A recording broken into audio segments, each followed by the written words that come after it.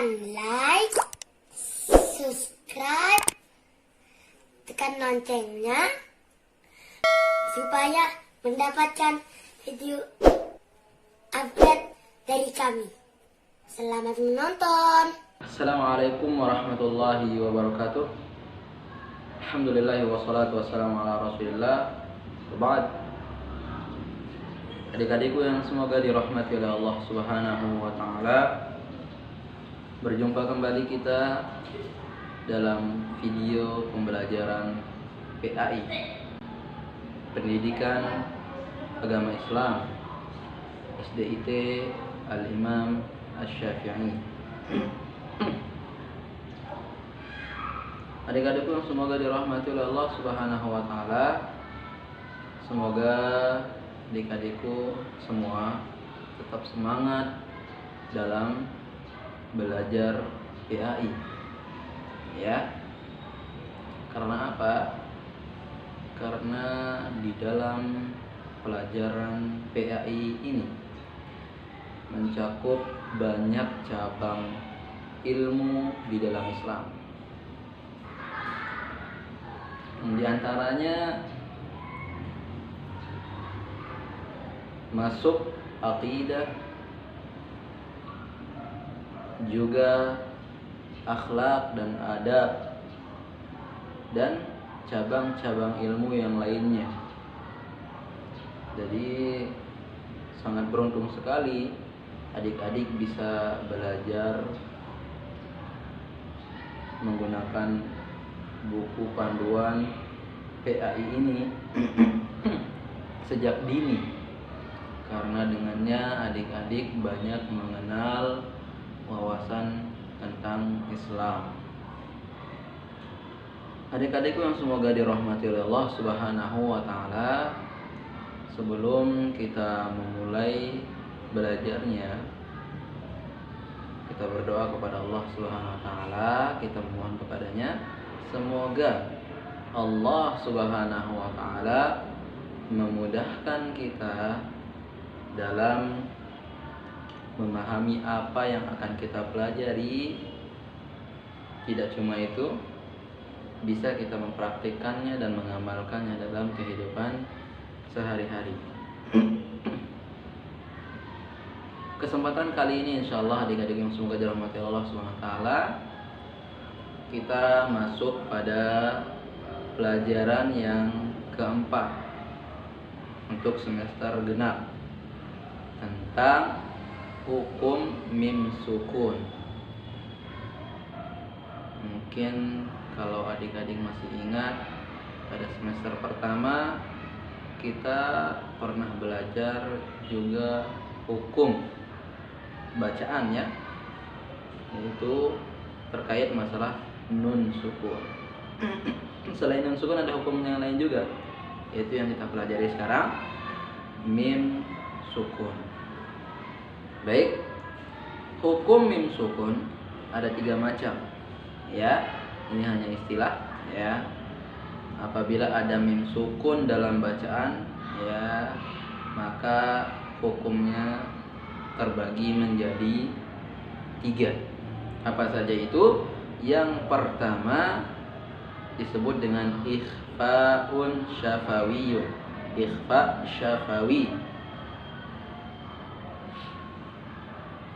Dari kata ikhfa sendiri memiliki arti samar-samar. Dari sini saja kita bisa mengetahui bagaimana cara kita membacanya, yaitu disamarkan. Kapan ikhfa syafawi itu terjadi? Kapan bacaan itu dihukumi ikhfa syafawi, akan yang dibaca samar-samar, yaitu apabila ada mim sukun, ya, di awal ada mim sukun, setelahnya, ya, bertemu dengan huruf ba, ya, setelah mim sukun ada huruf ba. Cara membacanya adalah harus dengan dengung sepanjang 2 harokat. Dengung yang dibaca samar, ya. Saya contohkan. I'tasim billah. Jadi i'tasim billah. Talsin bi dibaca dengung sepanjang 2 harokat. Contoh yang lain, wahum bihi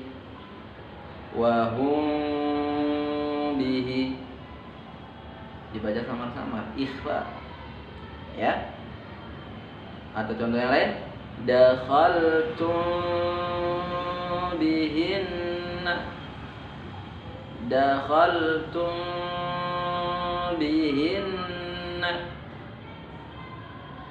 dan contoh-contoh yang lainnya adik-adik bisa buat. Intinya adik-adik pahami pengertian dari ikhfa syafawi itu. Kapan ikhfa syafawi itu terjadi? Itu yang terpenting. Setelahnya adik-adik bisa membuat contoh sebanyak-banyaknya ya. Apabila ada mim sukun jatuh setelahnya huruf ba, gampang, cuma 1 hurufnya ya. Baik.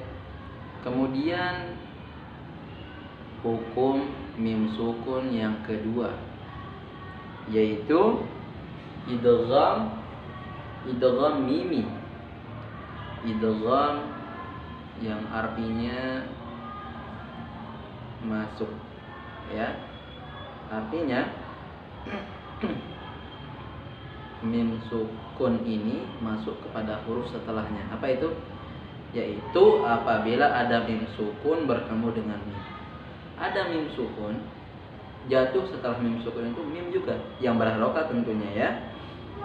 Maka cara membacanya adalah mim pertama dimasukkan pada mim yang kedua dengan didengungkan 2 harokat. Ada mim sukun setelahnya mim berharokat, seakan-akan di situ ada 1 mim yang ditasydid masuk ke dalamnya ya. Cara bacaan seperti ini, contohnya wa ma lahum minallah, ummi masuk, bukan wa ma lahum minallah, dia masuk wa ma lahum minallah. Contoh yang lain, amman yarjun, mim yang pertama am, setelahnya ada mim masuk, amman yarjun. Sekali lagi adik-adik bisa buat contoh yang lainnya. Yang penting adik-adik tahu kata kuncinya. Mim sukun jatuh setelahnya mim. Kemudian hukum mim sukun yang ketiga ya, izhar syafawi.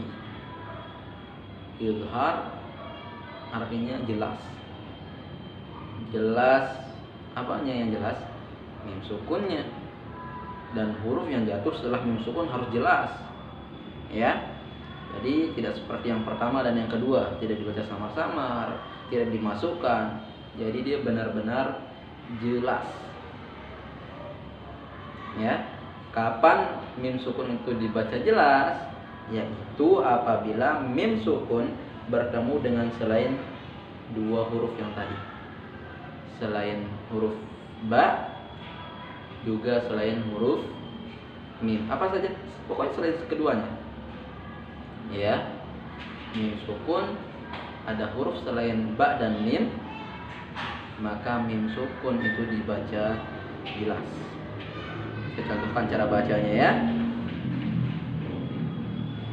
An'amta, amta, jangan sampai amta atau amta, tidak, jelas. An'amta, amta. Contoh berikutnya, hum fiha, alaihim wala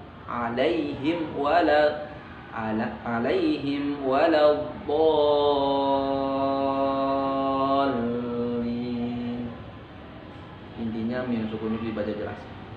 Dan catatan penting ya, yang banyak kita terkecoh di dalamnya, yaitu mim sukun bertemu fa. Yang harusnya dibaca jelas, namun banyak di antara kita, bahkan saya juga mungkin pernah sering tergelincir membacanya dengung. Lahum fiha. Itu salah. Yang benar dibaca jelas. Lahum fiha. Adik-adikku yang semoga dirahmati oleh Allah Subhanahu wa taala. Demikian pembelajaran kita untuk hari ini. Jika ada suatu hal yang belum adik-adik pahami, silahkan adik-adik tanyakan melalui kolom komentar, atau adik-adik bisa langsung bertanya di grup kelas yang telah kita buat ya, atau bisa langsung hubungi saya. Adik-adikku yang semoga dirahmati oleh Allah Subhanahu wa taala, semoga apa yang kita pelajari hari ini Allah berkahi ya, Allah tanam kuat di dalam hati kita, dan Allah perbaiki hati kita agar kita bisa mengamalkan apa yang telah kita pelajari ya. Adik-adik yang semoga dirahmati oleh Allah Subhanahu wa taala, untuk adik-adik yang ingin mengetahui pembahasan selanjutnya, bisa adik-adik subscribe channel ini, dan jangan lupa nyalakan tombol notifikasinya agar adik-adik dapat video-video terbaru dari channel ini. Saya ucapkan terima kasih atas perhatiannya.